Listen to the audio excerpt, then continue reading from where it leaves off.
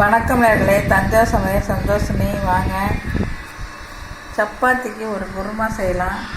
சூப்பராக இருக்கும். தேவையான பொருட்கள்: வெங்காயம், இஞ்சி, பூண்டு, தக்காளி, பச்சை மிளகாய், சோம்பு, கொஞ்சோண்டு கடலைப்பருப்பு, கசகசா, முந்திரி பருப்பு, தேங்காய், கரம் மசாலா பவுடர் எடுத்துருக்கேன்.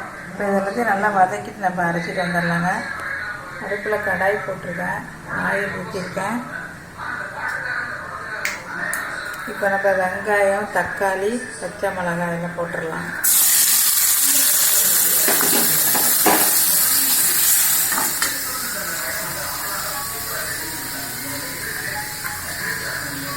கொஞ்சோண்டு சோம்பு போட்டுடலாங்க.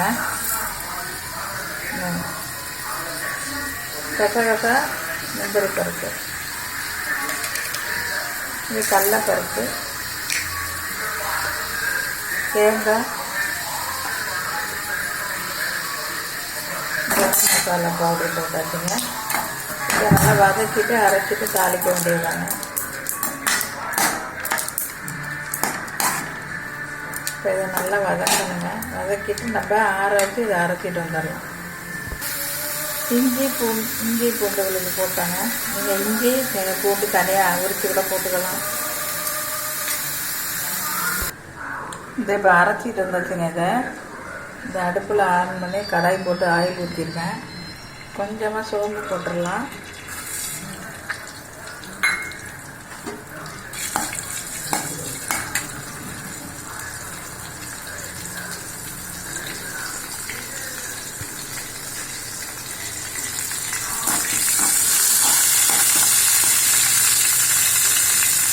கருவேப்பிலை போட்டுடலாங்க.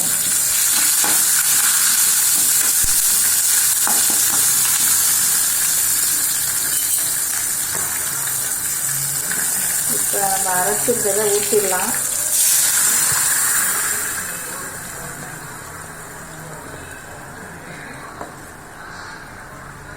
உப்பு போட்டுடலாங்க. தண்ணி ஊற்றிக்கோங்க. நல்லா கொதித்து இறக்க வேண்டியதாங்க. சூப்பராக இருக்கும். தோசை, இட்லி, சப்பாத்தி, பரோட்டா எல்லாத்துக்குமே நல்லாயிருக்கும்.